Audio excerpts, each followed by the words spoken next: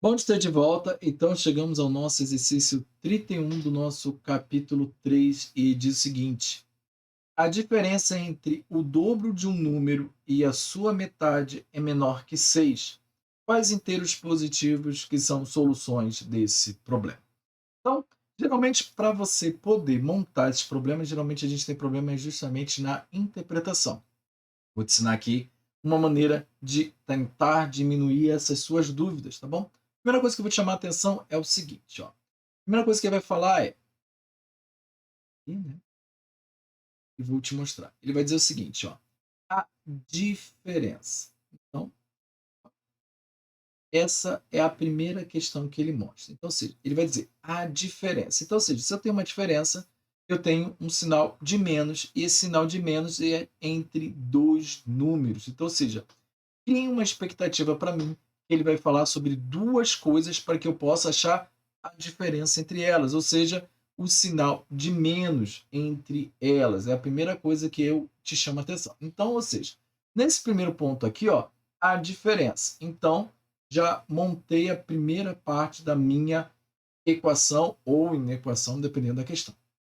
E aí ele vai dizer, ó, se a diferença é entre alguma coisa, ele já usou até o termo que a gente esperava, né? A diferença entre. Então, vamos ver, agora ele vai dizer qual é o primeiro elemento. Então, o primeiro elemento, ó, começando já até com um artigo, confere, ó, um artigo definido, ele vai dizer assim, o dobro de um número. Então, ou seja, o dobro de um número eu vou chamar de 2x, né? Duas vezes qualquer coisa, eu estou achando o número, né? E como se trata de diferença, a diferença geralmente é entre duas coisas, né? Pode ser também de mais, de três, de quatro, mas e no mínimo nós esperamos de duas. Ele vai já usar o termo e, que aqui funciona como um aditivo, né? Ou seja, é uma coisa e outra, né? Então, ou seja, também já dá a ideia de finalização para mim, bem português isso daqui, né? E que eu vou pegar então ao segundo elemento que me falta na comparação da diferença, que é a sua metade. Então, tá aqui. Ele acabou de dizer. Então, ou seja, ele quer dizer o seguinte: o dobro de um número pela sua metade. Então, ou seja, a metade de um número é x dividido por 2. E agora, como ele disse para mim que é uma diferença, eu espero que venha um resultado de igual, né? Então, ou seja, eu estou pegando, por exemplo, qual é a diferença entre 3 e 2? Então, ou seja, qual é a diferença entre 3 e 2? Repara que foi uma pergunta. Qual é a diferença? Então, ou seja, eu estou esperando que você me diga quanto que é 3 menos 2, 1.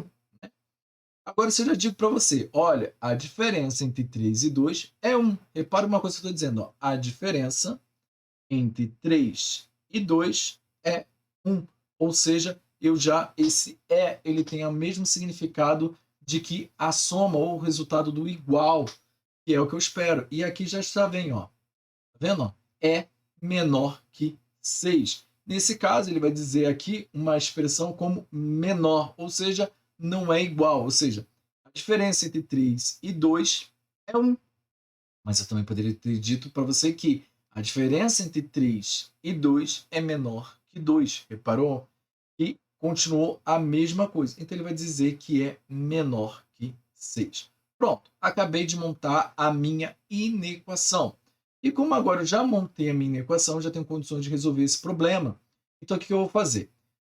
Se está aqui tem uma fração aqui dividida por 2, o que eu vou fazer? Eu vou multiplicar tudo por 2, tudo bem? Isso inclui dos dois lados. Então, 2 vezes x dá 4x. 4x menos x, porque acaba que esse 2 vai anular com esse 2, é menor que 12. Sendo assim, 3x é menor que 12. Então, x é menor que 12 dividido por 3.